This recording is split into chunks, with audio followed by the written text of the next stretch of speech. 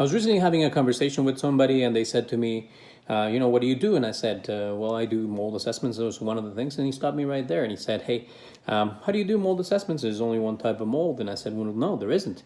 There's actually thousands of different types of molds that we take a look at whenever we're doing an assessment. And there are some that are more common than others, some that show up on most of the results and some of them that don't. And some of them are a bigger concern depending on the health of the people that are there, et cetera, et cetera. And he was actually quite interested because there's actually thousands of different types of molds and we're living with them with different varieties of molds pretty much every day. We breathe them in, they're inside, they're outside, and we are basically creating a symbiotic relationship with them.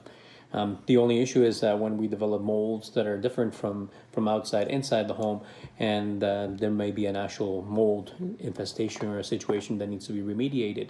Most people actually refer to mold as the black mold, and the term black mold has been kind of coined to mention Stachybotrys type mold, which is basically one of the most toxic molds that has been identified, and it's because of the mycotoxins that it produces.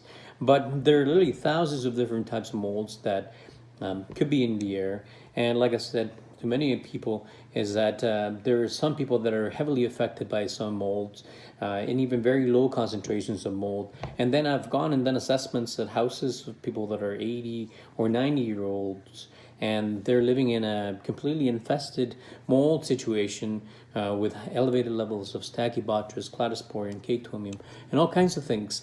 But they show no effects and no physical damage or any kind of reaction to those effects. So mold is a very specific thing because it affects everybody differently. Obviously, people that have asthma, pulmonary issues, people that have been recently hospitalized and released, the young people, children under the age of 2 or 3, the elderly as well, are more subject to the effects of mold, but it affects everybody differently and it has to be assessed on an independent basis.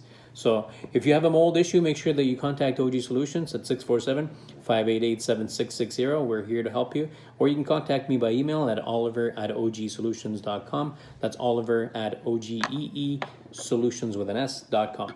Thank you so much and stay tuned.